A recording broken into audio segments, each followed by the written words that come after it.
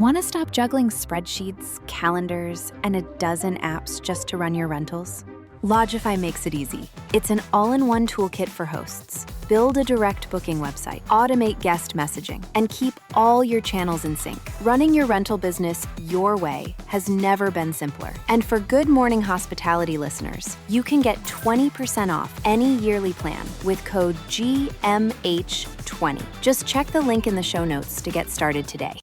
Welcome to Good Morning Hospitality, your one-stop shop for the latest news, noteworthy trends, and thought-provoking discussions across the industry. From hotels and short-term rentals to all things travel and hospitality, you'll find each episode equips you with the information that you need to start your week. Join us on Good Morning Hospitality every Monday, wherever you get your podcasts. Hi everyone, welcome to the Scale Festival, end of day one. Guys, how are we getting on? Damian, you must be exhausted. Leo, not going to lie, pretty tiring putting these things on. A lot of moments of crisis, but a lot of moments of pride and joy. A fun day. More crisis than anything else. A lot more crisis, yeah. But I think for the most part, people enjoyed it, and it was fun, enjoyable day. Love it. Well, we've had a great day. Rafi, you've been front and center, enjoying lots of talks. What are your takes of the day? Yeah, so Takes from the day. My favorite parts about these conferences are, the presentations are great. Actually, this year I felt like the topics were super, super interesting. They always are, but this year was especially interesting. But I also love the networking opportunities and getting to talk with people. Always some fun stories that we hear from other companies that are doing similar things, and they're just living very different experiences, which is fun to talk about. But maybe more on that later. Yeah, I was going to say, I think we can come to that, can't we? Sarah, you've come late. I have. So I cheated. I've come just in time for the happy hour. Yeah. So you don't have any takes on the day? I love getting the industry together. It's great. I came at just the right time for all the mingling. So I could say hi to everyone with a drink in their hands. No stress. No early start. It's perfect. You've nailed it. Highly recommend. You've absolutely nailed it. I think so. Damian, favourite talk of the day? Maybe you have to be more impartial than that. Oh, it's very difficult for me to say. Thank you, Rafi, for talking about the schedule, because that's been my sole job for the last 2 months, doing the whole schedule. I think Richard talking about the anti-direct booking movement is. I think it was to be taken with a pinch of salt, but that was fun, and I think he was, justifiably called out on it as well. So always good. You feel quite vindicated by that, do you? Yeah, exactly. 2 days before the Book Direct show. I think most people enjoyed that. We can never say there's a favourite, but I think that was up there. Now, I was going to say, is he now banned from the Book Direct show? Is he out? To be honest, he was banned a couple of years ago, but he still manages to come back every year. So, Richard, I don't know how you do it, but a long way to continue. Does he have a point, though? Where am I going to go with this? Rafi? I'm going to pass this over to the property manager amongst us. Well, as everyone should know, we have 80% direct bookings, so I strongly disagree with everything he said. But he did shout us out, and I think his point was to say that, depending on your niche or how you do things, it can work, and it definitely does work for us. But yeah, maybe in some cases it doesn't work, but I still think that you should go for the direct bookings. What do you think, Sarah? I agree. I hate to be the bearer of bad news because we work with OTAs all day long, but I think direct bookings are the way of the future. I know everybody that I have friends who are in the industry that have a couple of properties, and they always have a guest book. And I think that the guest experience there is so much more intimate. I think the challenge is for a small operator, if you can't capture that demand that is returning and repeat demand, I think that's where the OTAs come in. So I think both direct bookings and OTAs have their place in the world, obviously, or they wouldn't exist. But obviously for the property managers and for the guests, I think it is better if there's a direct relationship, kind of cutting out the OTAs. So not always possible, but I think it is. It does have everything to do with your scale. That's right. Scale. Nice. So I think there's something. Obviously, Richard's very good at sort of creating a headline, isn't he, and having people talk about what he wants people to talk about. So well done, Richard. Well, I think there is something in it. If you've got 5 properties, where should your focus be? And I think your focus should be on service delivery and actually using the OTAs to get your first booking. and then go from there. Rafi, you've been talking to hosts today. Sorry, you've been talking to people today. I think you've heard a really good horror story.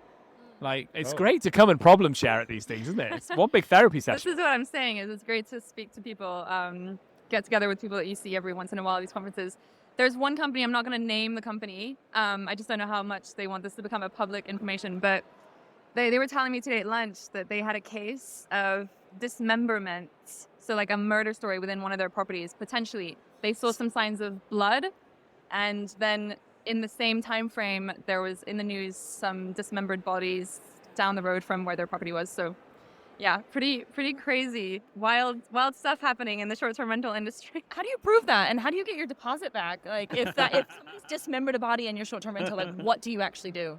But also, I mean, could the blood just be from some mosquitoes? How much blood? Yeah. And did they luminol? I need more evidence. I need way more details here. I'm shocked. I don't have all the details, sadly, but they did seem really convinced that it was their property. But there are no proof. Hey, you know what? It might increase bookings, huh? People love a bit of a horror travel. Like, hey, a body was dismembered here. Charge a double premium, I reckon. That could be an OTA, right? Like where the chalk marks are. Visit the haunted house. Turn it into a theme. Crime scene investigates OTA. We've got an idea here. We should drink more to get. The ideas are flowing, aren't they? That's really true. That's really good. All I'll say is that company, I doubt, is working with Superhog, because we would obviously have screened out the potential murderer. So, just like, I can't tell you. It's a secret algorithm we have for murderers, but we have it. We have the algorithm for murderers. So good to know. Okay, guys. Hot news this week. Touch Day is acquired by iTrinity. Damian, what do you think about this? So I just spoke to the three ladies who were here from Touch Day. They're very excited by it. They're going to stay in the capacity of Touch Day for the foreseeable future. And yeah, I don't know an awful lot more than that, but it's great news for the owners and further investment into our industry. It's all positive. I don't know an awful lot more than that. Should we be looking a bit deeper here? Do we think this is a sign of the times? Sarah, do you think we're looking at more of this type of deal happening? Yeah, I mean, I think in general for property managers, and I'm sure Rafi can confirm or deny, but what we see in the data at Erdine is that the major source of acquisition is, or growth for property managers, is by acquisition. So they go into a new market. It's really easy to acquire a mom and pop that already has 15, 20 properties. They have a local team set up, and then it's easier to scale. So on that front, it makes a lot of sense. I think when it comes to more of the technology acquisitions, I'm curious to see how it all pans out, if it's a strategic, sort of acquisition, or if really it's just about money. Hard to say, isn't it, at this point? Rafi, any thoughts from your side?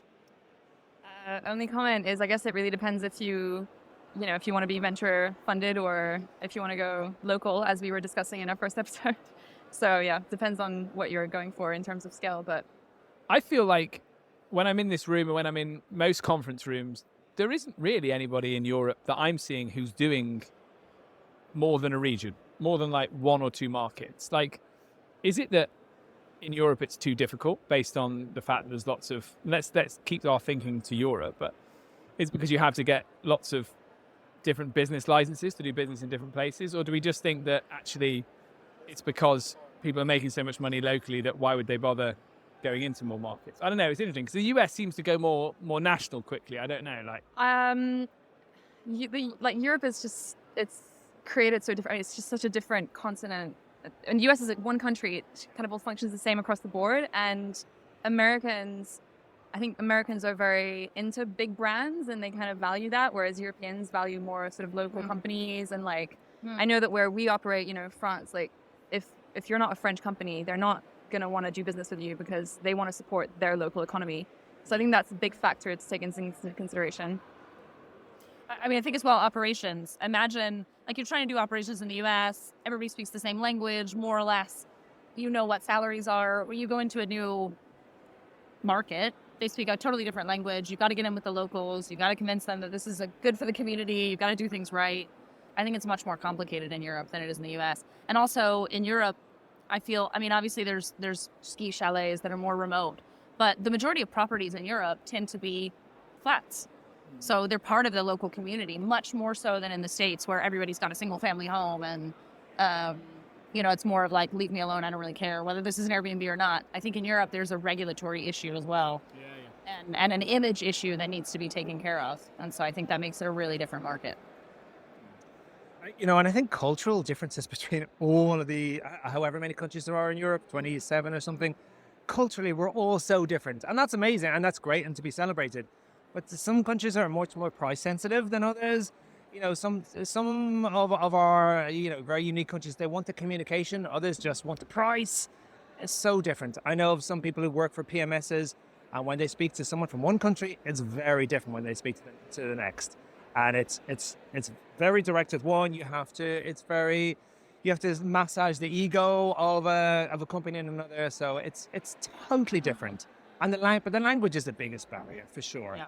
And if you're not a native speaker, forget about it. So try and close the conversion in those countries. Well, I suppose it comes back to scale as well. So you've gone and done lots of little events around Europe, I guess, because you're sensing that local PMs want to learn in their own language, right? Spain, Italy, France, I assume, right? Yeah, absolutely. This is an interesting one. And without wanting to promote this event too much, we had, and I shared this with you guys this week, with 34 countries represented here today. And like that, to me, it blows my mind. But our other ones, for example, in France, there's just one country. So it's a totally different cultural experience. We could never do it in English, for a start. And we know there have been some events that have happened in not too distant past when there was English in France. It's not going to work. The French have a totally different cultural expectation of an event, as they should, because it's their country. So, yeah, just culturally, we're all different, and I think it's to be celebrated. Main takeaway, Leo? So for me, what I've really enjoyed about today is, I think you get the people that come to conferences, and I don't know, I'd be interested to know, you might have some data on this, but how many property managers come to conferences versus don't? Have you got any idea what that is? The vast majority don't. Yeah. The vast majority don't even know they exist.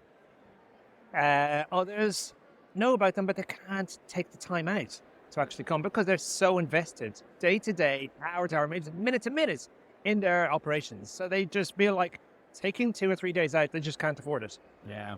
But those who do, on an annual basis or however many times per year, they're all in. And they come again and again and again. And, we've more than 50% probably come each time because they love it.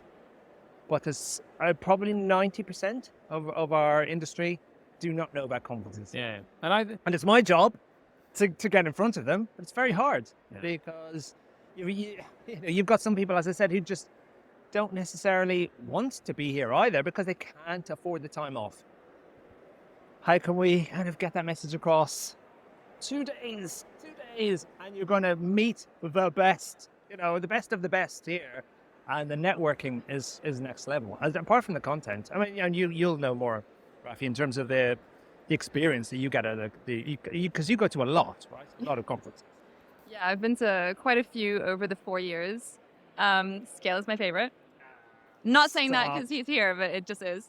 But yeah, it's just everything. Like it's, like I said, it's the networking, meeting people, and getting to see those people over and over again, like over the years.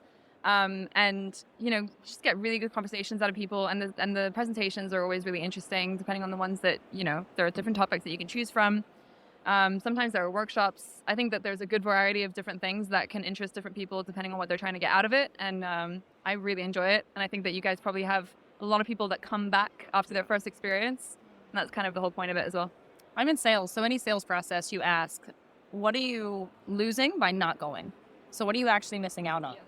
And sure, that's 2 days of your life, and maybe you're sacrificing, I don't know, a few check-ins, and things are slowing down in your day-to-day operations for a couple of days. But think about everything you're gaining. You're gaining connections. You're gaining presentations that are going to ultimately benefit with your business. You're gaining a conversation with many of your providers that you work with on a daily basis that you never are able to put a face to, and you can ask them the difficult questions and forge those relationships. So I think it's more about what you're missing out on by not going and prioritization. So I think that's when it gets into, do I think everybody should go to every single conference? Obviously not. And that's where it comes in for you guys as the organizers to make sure that content is engaging and it's beneficial. But Yeah. What are you missing by not going? Just go to all the scale ones, and then that covers your year, doesn't it? Shameless plug. Yeah. I'm not even wearing a t-shirt. I keep asking to wear a t-shirt. He never fucking puts me in one. Scale, right? Okay, fine. If that's enough, can that count? Get you one quick. Huh? Yeah, go on. Will I? Go on. Go on. Go on. I've had 2 beers. You're gonna have to put it on now. I've had 2 beers, and I don't know what we've been saying. All it takes is 2 beers for me. It's a good job we had the beers, though, because we had nothing to talk about before having the beers. Right? Plenty in the end. So what I was saying was, so you asked me my takeaway. So I think accepting that we're not seeing the property managers that are really stressed about running their businesses because the day-to-day is really challenging and they've not managed to create a mechanism to get time out of the business. But the ones you meet here are all really like positive about the industry, what they're doing, like embracing tech, embracing AI, like using it to scale, using it to grow. This is the side of the industry. Conferences are really good, I think. If you can get policymakers here as well, it's really good to show like that it's not just tech platforms, it's actually human beings running businesses in local areas, like especially in Europe. Let's go back to that point, local versus global. It's people in their region who really know it and really understand it and are really trying to drive tourists to their area, especially in Europe, especially the Mediterranean. And so I love the conversations I have. And I think it's just the irony that actually the ones that we're not meeting are the ones that could probably do with it the most because they could use that technology to help scale. I think this is something that Carlos von DuPre has done a really good job in Spain. So I was there last week in Malaga, and there were so many politicians. I mean, as many of the local authorities that you can imagine. We had a lot of the mayors of the major cities in Spain. And for them, it's super important to be able to listen to the other side of the coin. These are professionals. This is their business. They're doing things right. And then on top of that, having accurate data. That was a theme that kept coming up, is making decisions based on anecdotal evidence rather than real data. And I think it's a problem because, especially for our industry, if regulations come into play that are not made on, oh no, here he comes. Ask and you shall receive. The romance is alive and well. Oh my God. Of course in front of the camera. All right. Hug it out. On top of the sweater. There we go. Great.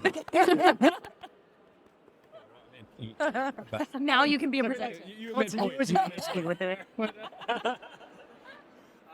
I feel like in 2 hours we're still going to be here. As long as someone brings another round of drinks. Leo said this is going to be 10 minutes, by the way. It's definitely gone over. If someone brings another round, we're in for another half an hour, I think. Sarah, I think you were still...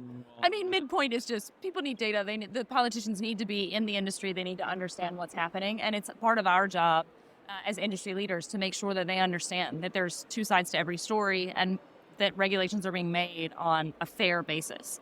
Because otherwise our industry's not going to survive. We have to collaborate with the politicians. And I think historically there's been, especially in major European cities, a lot of crispación. I don't know the word in English.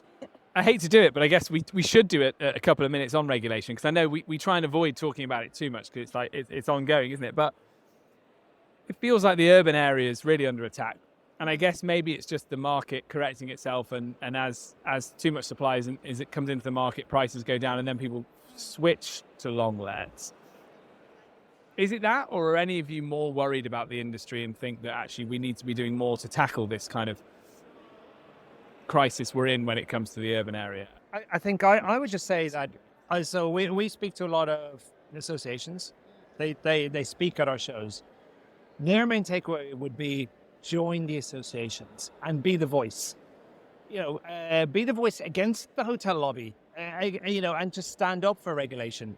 And it's, and work with local or national governments, but actually just talk and be there. Because yes, on our own, we can't do anything. But together, we're a huge voice. Like we've got, companies here which probably represent, my guess would be about probably 60, 70,000 units over the next few days.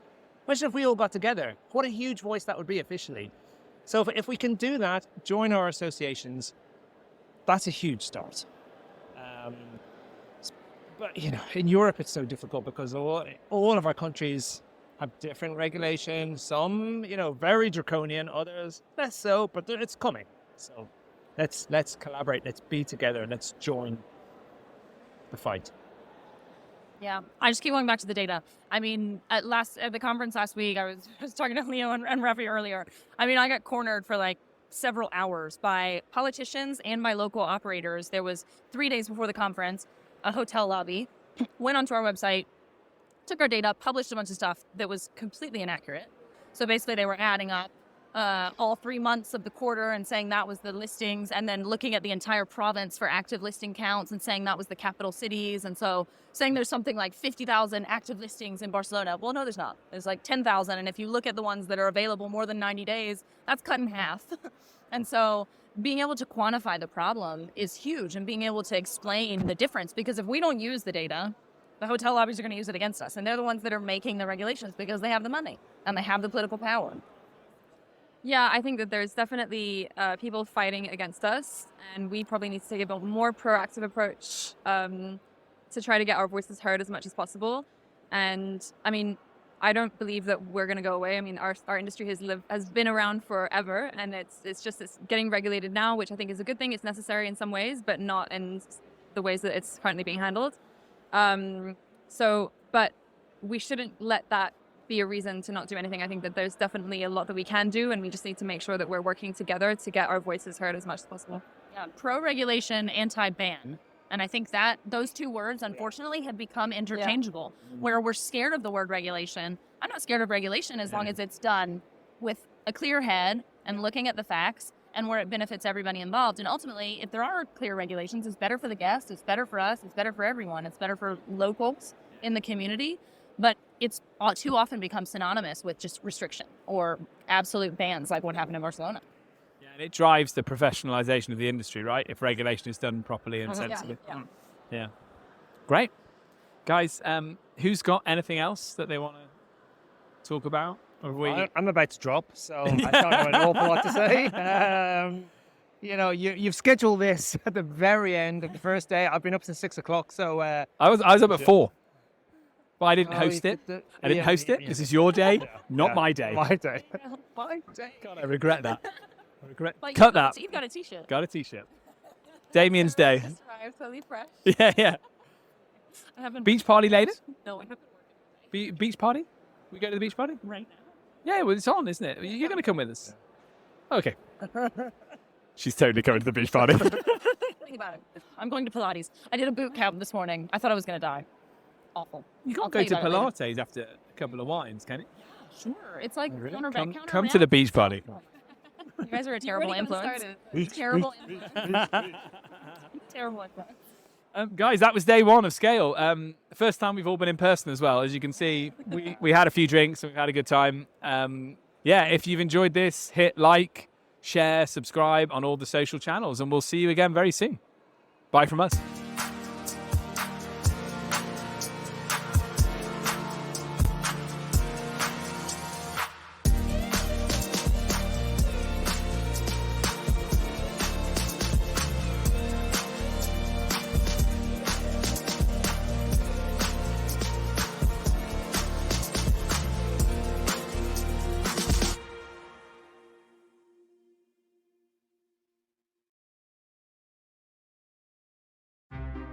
Want to stop juggling spreadsheets, calendars, and a dozen apps just to run your rentals?